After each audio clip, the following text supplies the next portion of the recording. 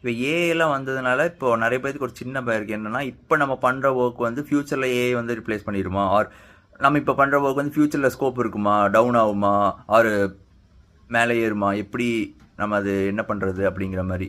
So வந்து C அதெல்லாம் கவலைப்படாதீங்க. லைக் அதுக்கு தான் என்ன ஒரு ஒரு சின்ன ஒரு மெத்தட் நீங்கள் ஃபாலோ பண்ணலான்னா, நீங்கள் அதான் சொல்கிறேன்னு முன்னாடி நான் சொல்லியிருப்பேன், அப்ஜெக்டிவ் வச்சு நீங்கள் என்ன ஒர்க் பண்ணாலும் அப்ஜெக்டிவ் வச்சு ஒர்க் பண்ணுங்கள்.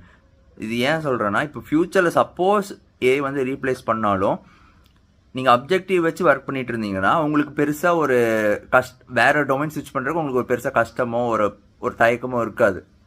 ஏன்னா நீங்கள் அப்ஜெக்டிவ் வச்சு தான் ஒர்க் பண்ணுறீங்க. ஸோ அப்போ உங்கள் மைண்ட் செட் எப்படி இருக்கும், இப்போ சப்போஸ் ஏஐ ரீப்ளேஸ் பண்ணிருச்சு, ஸோ அப்போது அந்த நிலைமையில் உங்கள் மைண்ட் செட் எப்படி இருக்குன்னா, ஓகே நம்ம கொடுக்குறது அப்ஜெக்டிவ் இதுதான் அப்படின்னு தெரிஞ்சு, அது எந்த டொமைனாக இருந்தாலும் ஓகே நம்ம போய் சேர வேண்டிய இடம் இதுதான் அப்படின்னு தெரிஞ்சு ஒர்க் பண்ண ஆரம்பிச்சிருவீங்க.